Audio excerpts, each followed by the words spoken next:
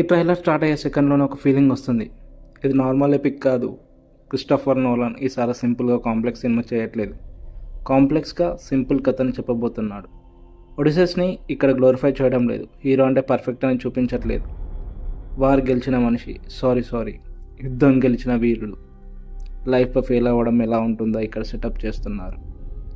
God's interference అంటే ఈ visual spectacle కాదు, సైకలాజికల్ ప్రెషర్. ఈ ట్రైలర్లో దేవతలు విలన్లా కనిపిస్తున్నారు. సైక్లోప్స్ని నోటీస్ చేయండి, ఫుల్గా చూపించట్లేదు. ఎందుకంటే నోలన్కి ఫియర్ అంటే రివీల్ కాదు, యాంటిసిపేషన్. ట్రోజన్ హార్ట్స్ మూమెంట్ మాత్రం స్టోరీస్లో వినాలజన్ని గ్రౌండెడ్గా చూపిస్తున్నారు. ఫ్యాంటసీ కాదు, కాన్సిక్వెన్సెస్. ఈ స్కేల్ చూస్తే క్లియర్గా అర్థమైపోతుంది. ఈ సినిమా ఫోన్లో కాదు, థియేటర్ కోసం డిజైన్ చేసిన సినిమా. ఇంటికి తిరిగి వచ్చాడు కానీ ఇంటికి చేరలేదు. ఇది నోలన్ స్టైల్ ట్రాజెడీ.